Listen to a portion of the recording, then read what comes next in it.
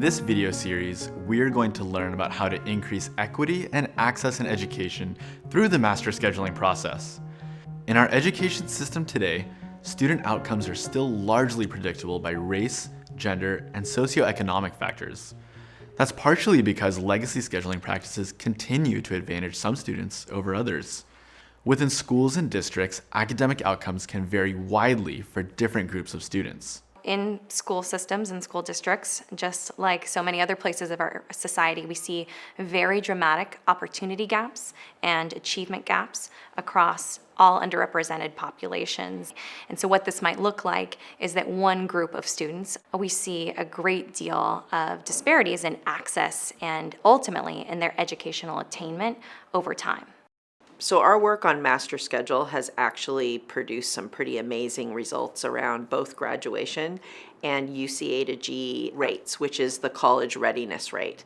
Graduation rates would inch up every year across our district, but we were flatlined around the UC A to G entrance requirements, and movement was very slow, maybe a percentage a year if we were lucky. We saw some amazing African American and Latino movement in the UC A to G category. One group moved almost 7% and another group moved almost 10%. And we believe that this was due to the fact that when you provide more access through the master schedule to kids, they rise to the occasion.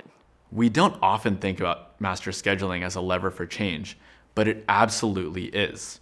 When it comes to educational equity, scheduling can help us move toward more equitable student outcomes and close the opportunity gap. So, how can we leverage the master scheduling process to focus on equity and serve all students in a way that meets their needs? Let's get into it. A great place to start is with data.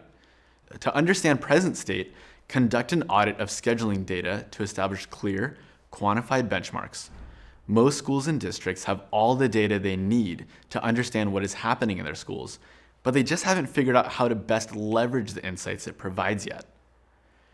Working with experts and established equity protocols that are out there, you can make sense of your data through an equity lens. Knowing how students are being served and identifying gaps in how they're doing is the first step.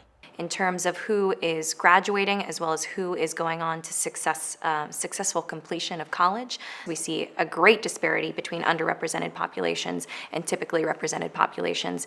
Next, we need to articulate a desired state. Schools need to be able to define what equitable outcomes look like in order to move towards those outcomes.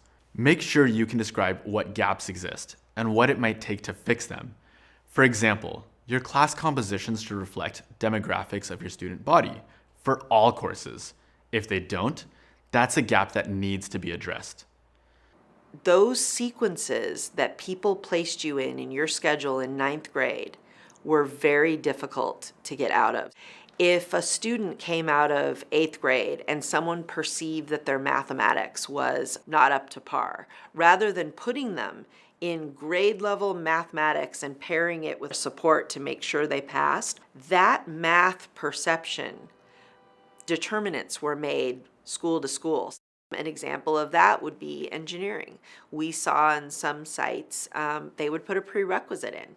So you had to have passed a certain level of mathematics in order to get into engineering. Some kids didn't have access to them, and those were the most engaging courses in the master schedule, but they couldn't get in because somebody's perception of them was that they didn't have the math skills.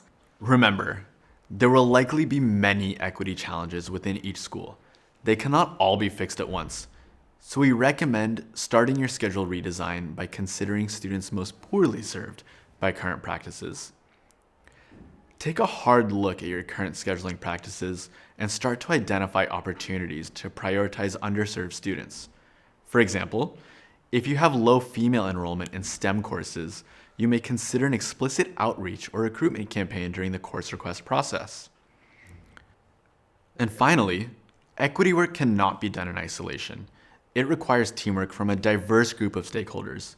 Be sure to gather multiple perspectives to identify gaps and problems and inform your new approach to scheduling. Most critically, be sure to include the perspective of groups who may be most underserved by your current schedule. Focus groups are a great way to include impacted groups. Consider hosting conversations with students, teachers, and parents to hear their frustrations and challenges, and gather ideas for solutions. This will add huge value and perspective to your process. And remember, change takes time, preparation, and support. Even radical change requires incremental phases and steps, so don't expect everything to happen at once. Thanks for watching. You can find more videos, worksheets, and other resources here.